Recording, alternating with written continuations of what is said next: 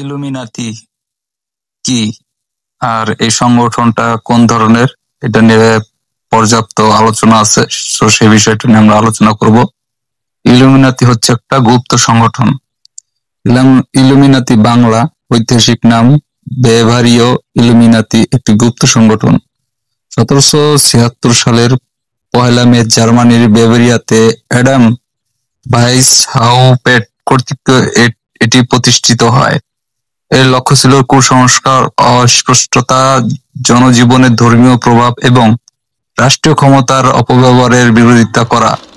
তারা তাদের সাধারণ বিধিতে লিখেছিল, অন্যায়ের প্রবর্তকের ষড়যন্ত্রের অবসান ঘটানো, তাদের উপর কর্তৃত্ব না করে তাদের নিয়ন্ত্রণ করা, সমাজ ও জাতির জন্য হুমকি স্বরূপ ভেবে পবিত্র রোমান সাম্রাজ্যের অধীনস্থ বেভারিয়ার তৎকালীন শাসক চার্লস থিওডর তার শাসিত অঞ্চলের সকল গুপ্ত সংগঠন নিষিদ্ধ ঘোষণা করেন। 1785 সালের 2রা মার্চ এই নিষেধাজ্ঞা আরোপ হয়। অ্যাডাম পালিয়ে যান আর ইলুমিনাতির প্রচুর গোপন নথিপত্র সরকারের হাতে এসে যায় এবং 2 বছর বাদে সরকার সেগুলা প্রকাশ করে দেয়। ইলুমিনাতির ইতিহাস। 1 মে 1776 সালে জার্মানির দক্ষিণ-পূর্বের রাজ্য বেভারিয়াতে এই গুপ্ত সংগঠন প্রতিষ্ঠিত হয়। সেখানে ইঙ্গলস্টেড বিশ্ববিদ্যালয়ের ক্যাথলিক চার্চ আইন বিভাগের প্রথম অধ্যাপক অ্যাডাম ভাইসহাউপট এই সংগঠনটি প্রতিষ্ঠা করেন। বিশ্ববিদ্যালয়টি তখন সম্পূর্ণ জেসুইট প্রভাবে চালিত হতো, অর্থাৎ পুরোপুরিভাবে খ্রিস্টীয় আইন-কানুন মেনে চলত। যেই খ্রিস্ট ধর্মের প্রতি আনুগত্য কিছুটা কম দেখাতো তাকেই নানা সমস্যা পোহাতে হতো। অ্যাডাম তখন চিন্তা করলেন এমন এক গুপ্ত সংগঠনের যার মাধ্যমে তিনি সমাজকে নতুন পথে চালনা করতে পারবেন। আরেকটি গুপ্ত সংগঠন ছিল যার নাম ফ্রিম্যাসনরি। কিন্তু অ্যাডাম দেখলেন ফ্রিম্যাসনদের সাথে যোগ দেওয়াটা অনেক খরচের ব্যাপার। তাছাড়া তার নিজের ধ্যান ধারণার সাথে এই সংগঠনের মতবাদের মিল নেই। তাই তিনি নিজের ধ্যান ধারণার মোতাবেক এক সংগঠন প্রতিষ্ঠা পরিকল্পনা করলেন। প্রথমে তিনি তার সংঘের নাম রাখলেন বুন্টোডা ফেরকোবিলেস্টেন, কিন্তু অদ্ভুত শোনায় বিধায় নামটি পরিবর্তন করেন। অ্যাডাম ও তার 4 ছাত্র মিলে এই সংগঠনের শুরু করলেন। আর আউল অফ মিনার্ভা ছিল তাদের প্রতীক। অ্যাডাম সদস্যদের জন্য ছদ্মনামের ব্যবস্থা করেন। অ্যাডামের নিজের নাম হলো স্পার্কাটাস, তার 4 ছাত্র মাসেনহাউসেনের নাম হলো অ্যাজাকসন, ম্যাথসের নাম হলো আগাথন, সুটরের এরাসমাস, রোটারোডেইসমাস। কিন্তু সুটরকে তিনি পরে বহিষ্কার করে দেন, কারণ হিসাবে উল্লেখ করা হয় যে সে ছিল অলস। 1778 সালের এপ্রিল মাসে এই সংঘের নাম পরিবর্তন করে নাম রাখা হয় ইলুমিনাতি। এটি একটি লাতিন শব্দ যার অর্থ যারা কোনো বিষয়ে বিশেষভাবে আলোকিত বা জ্ঞান অর্জনের দাবি করে। সেই সময় সংঘের 12 জন সদস্য ছিল, কিন্তু পরবর্তীকালে এই সদস্য সংখ্যা বেড়ে 27 জনে দাঁড়ায়। সাধারণত চূড়ান্ত পর্যায়ে বুদ্ধিজীবী সচরিত্র খ্রিস্টানরা এই সোসাইটির সদস্য হতেন এবং সকল প্রকার ইহুদি এবং মূর্তি পূজকদের সদস্য পদ নিষিদ্ধ ছিল। এমনকি নারী, ধর্মগুরু এবং অন্যান্য গুপ্ত সংগঠনের সদস্যরাও নিষিদ্ধ ছিল। স্বাগত জানানো হতো ধনী, শিক্ষানিবেশ আর 18 ও 30 বছরের তরুণদের। ধীরে ধীরে ইউরোপ জুড়ে ইলুমিনাতির শাখা ছড়িয়ে পড়তে থাকে, কিন্তু পরবর্তীকালে ইলুমিনাতির অভ্যন্তরে ধর্মবিদ্বেষের সূচনা হয়। 1782 সালের দিকে ইলুমিনাতিতে 3টি শ্রেণীর সূচনা করা হয়। প্রথম শ্রেণীতে সেসকল সদস্যদের রাখা হলো যারা নতুন নতুন এই সংগঠনে যোগ দিয়েছিল। দ্বিতীয় শ্রেণীতে তাদের থেকে একটু উচ্চ পর্যায়ে যারা রয়েছে তাদের রাখা হলো। তৃতীয় শ্রেণীতে যারা গোপনীয় জ্ঞানের অধিকারী সেই সকল সদস্যদের রাখা হলো। 1784 সালের শেষে মোট সদস্য 650 জন হয়ে যায়, যদিও অ্যাডাম দাবি করেন যে সংখ্যাটি 2500, কারণ অ্যাডাম চেয়েছিলেন ইলুমিনাতি গুপ্ত সংগঠনের কথা খুবই গোপন রাখতে, যেন রোসিক্রুসিয়ানরা তা না জানে। রসিক্রুসিয়ানরা হলো আরেক গুপ্ত সংগঠন এবং ইলুমিনাতির সম্পূর্ণ বিপরীত, কারণ ইলুমিনাতি বিশ্বাস করত ধর্মনিরপেক্ষতাবাদে আর রসিক্রুসিয়ানদের বিশ্বাস জাদুবিদ্যায় বিশ্বাস করত। কিন্তু তারপরও রসিক্রুসিয়ানরা জেনে গেল, ফলে ইউরোপে রটে গেল যে ইলুমিনাতি একটি নাস্তিক এবং ধর্ম প্রচলিত সমাজ ব্যবস্থা বিদ্বেষী সংগঠন। এর শ্রেণীবিন্যাসটা কিভাবে করা হয় একটু আলোচনা করি। 1782 সালের দিকে ইলুমিনাতিতে 3টি শ্রেণীর সূচনা করা হয়।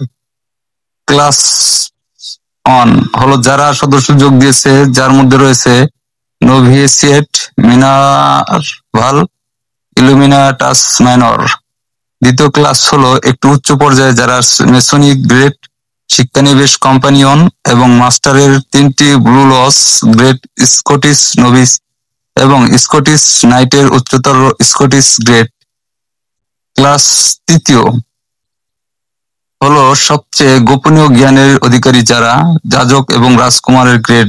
তারপরে ম্যাজ এবং রাজার গ্রেড গুলিতে আরো বড় রহস্য ছিল।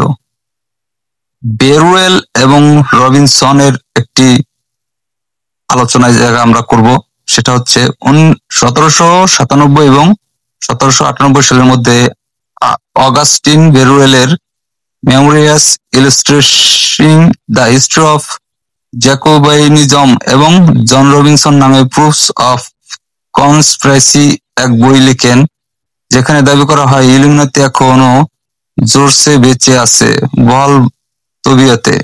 অসম্ভব জনপ্রিয় হয় সেই বইগুলো। দুটো বই প্রচুর বিক্রি হয়। বইতে বলা হয় অষ্টাদশ শতকের শেষ ভাগে সেই ফ্রান্স বিপ্লবের পেছনের কলকাঠি নাকি আসলে ইলুমিনাতি নেড়েছে।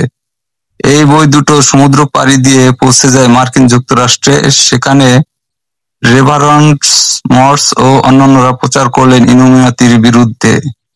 ইলুমিনাতির কার্যক্রম।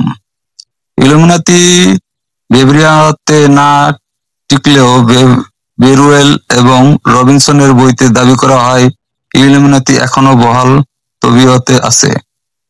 ষড়যন্ত্রতাত্ত্বিক এবং লেখক মার্ক ডাইস যুক্তি দিয়েছেন যে ইলুমিনাতি আজ পর্যন্ত টিকে আছে। প্রচুর ষড়যন্ত্র তত্ত্ব মতে ইলুমিনাতি মূলত এই বিশ্বের সকল রাজনৈতিক কার্যক্রম পরোক্ষভাবে নিয়ন্ত্রণ করে আসছে। উদাহরণস্বরূপ ফরাসি বিপ্লবের সূচনা ইলুমিনাতির হাতে, নেপোলিয়নের ওয়াটারলু যুদ্ধের ফলাফল নির্ধারণ করে ইলুমিনাতি, আমেরিকান প্রেসিডেন্ট কেনেডির গুপ্ত হত্যা আসলে ইলুমিনাতি করেছে, কারণ তিনি বাধা দিচ্ছিলেন তাদের কাজে। শয়তানের উপাসনার মাধ্যমে স্বার্থ হাসিল করে ইলুমিনাতি। হলিউডের ফিল্ম ইন্ডাস্ট্রি ইলুমিনাতির দখলে। এর মাধ্যমে ইলুমিনাতি আপনার অবচেতন মনে তাদের বিশ্বাসগুলি ঢুকিয়ে দিচ্ছে। ইহুদি ষড়যন্ত্র তত্ত্ব মতে ইলুমিনাতির এক চোখা প্রতীক প্রমাণ করে যে ইলুমিনাতি হলো সেই সংগঠন যারা এক চোখা দাজ্জাল কিংবা বাইবেলের মতে 666 বা অ্যান্টিক্রাইস্ট এর আগমনের পথ সুগম করেছে। তবে ইলুমিনাতি যে আসলেই শয়তানের পূজা করে বা এখন রয়েছে, এর পোক্ত কোনো প্রমাণ আজও পাওয়া যায়নি। ইলুমিনাতির অবস্থান। ইলুমিনাতির সঠিক উদ্ভব কারণ ও বিশ্লেষকদের কাছে পরিষ্কার নয়। তথাকথিত নতুন পৃথিবী গড়ে তাদের মূল লক্ষ্য হলো আপাতত দৃষ্টিতে তারা ধর্মীয় কুসংস্কারচ্ছন্ন সমাজের বিরুদ্ধে গুপ্তভাবে সোচ্চার। বিশেষভাবে ধারণা করা হয় মধ্যপ্রাচ্য এবং এশিয়ার ধর্মীয় নৈতিক স্থলনগুলো এদের দ্বারাই প্রকাশ্যে আসে। ধারণা করা হয় এই ঘটনাগুলির সূত্রপাত থেকে ঘটনার পূর্ব জনসমক্ষে আসা সকল ক্ষেত্রেই অদৃশ্যভাবে ভূমিকা পালন করে। কিছু বিশেষজ্ঞ এরকম সংগঠন এবং এদের কার্যক্রমকে কাল্পনিক মনে করেন। আধুনিক সংস্কৃতিতে ইলুমিনাতি। নতুন করে বর্তমান সময়ে এটি আবার আলোচিত হতে শুরু করেছে ড্যান ব্রাউনের অ্যাঞ্জেলস অ্যান্ড ডেমনস উপন্যাসের মাধ্যমে। মানুষ মনে করে তাকে ইলুমিনাতি সদস্যরা পৃথিবী নিয়ন্ত্রণ করে, তবে তারা কোনো বাস্তব প্রমাণ নেই। আধুনিক ইলুমিনাতি আসলে কি? সাম্প্রতিক ও বর্তমান সময়ের বেশ কিছু ভ্রাতৃপ্রতিম সংগঠন দাবি করে যে তারা আসল বেভেরিয়ান ইলুমিনাতি থেকে এসেছে এবং প্রকাশ্যে ইলুমিনাতি নামটি ব্যবহার করছে। এই গোষ্ঠীগুলির মধ্যে কিছু তাদের নিজস্ব সংস্থার নামে দ্য ইলুমিনাটি অর্ডার নামের একটি ভিন্নতা ব্যবহার করে এবং অন্যরা যেমন অর্ডো টেম্পলি ওয়ারিস্টাস তাদের সংস্থার শ্রেণীবিন্যাসের মাধ্যমে একটি গ্রেড হিসাবে ইলুমিনাতি রয়েছে। যাই হোক, ঐতিহাসিক আদেশের সাথে বর্তমান সময়ের এই গোষ্ঠীগুলির কোনো প্রকৃতির সংযোগ রয়েছে এমন কোনো প্রমাণ নেই। তারা উল্লেখযোগ্য রাজনৈতিক ক্ষমতা বা প্রভাব সংগ্রহ করেনি এবং বেশিরভাগই গোপন থাকার চেষ্টা করার পরিবর্তে সদস্যপদ আকর্ষণ করার উপায় হিসেবে বাভারিয়ান ইলুমিনাতির সাথে অপ্রমাণিত সংযোগগুলি প্রচার করে আসছে।